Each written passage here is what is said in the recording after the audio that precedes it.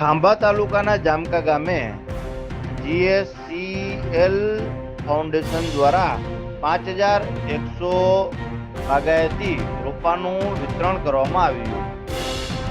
GSCL foundation trust દ્વારા રેડાણ ક્લસ્ટરના 65 ખેડૂતોને 5100 બાગાયતી રોપાનું વિતરણ કરવામાં આવ્યું હતું.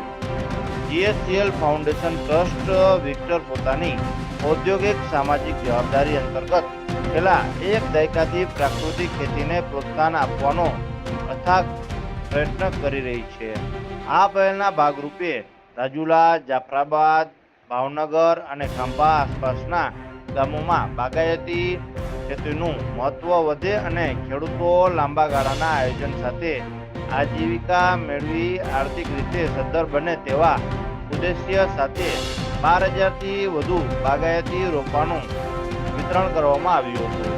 આ સંદર્ભે રેડાણના જામકા ખાતે 65 ખેડૂતોને 5100 જેટલા નારિયેળી અને આંબાની કલમના ઊંચી જાતના બાગાયતી રોપાનું વિતરણ કરવામાં આવ્યું હતું.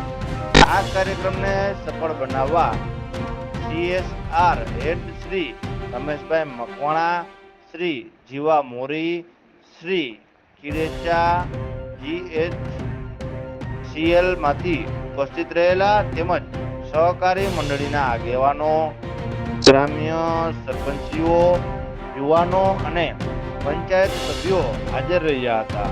Saurashtra bureau chief Yunus Mansuri.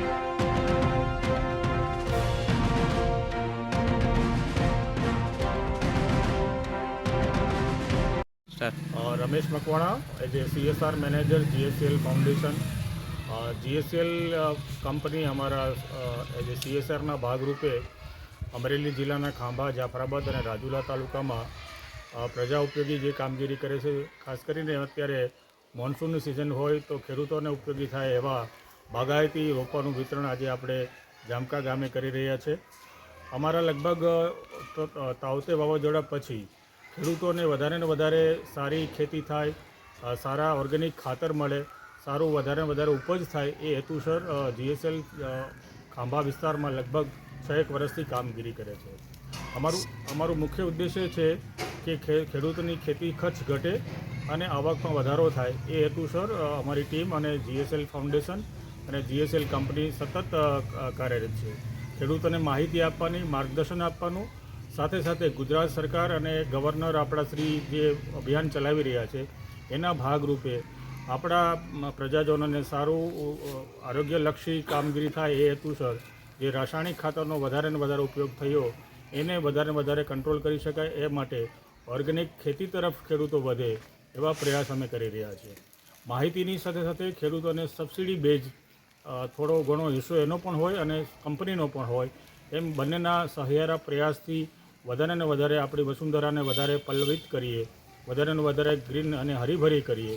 પર્યાવરણ બચાવવાના ભાગરૂપે આજે આપણે જામકા ગામમાં લગભગ 5,000 જેટલા રોપા, એમાંય ખાસ કરીને નાળિયેરી અને આંબાના સારી જાતના રોપાનું વિતરણ આપણે કરી રહ્યા છીએ.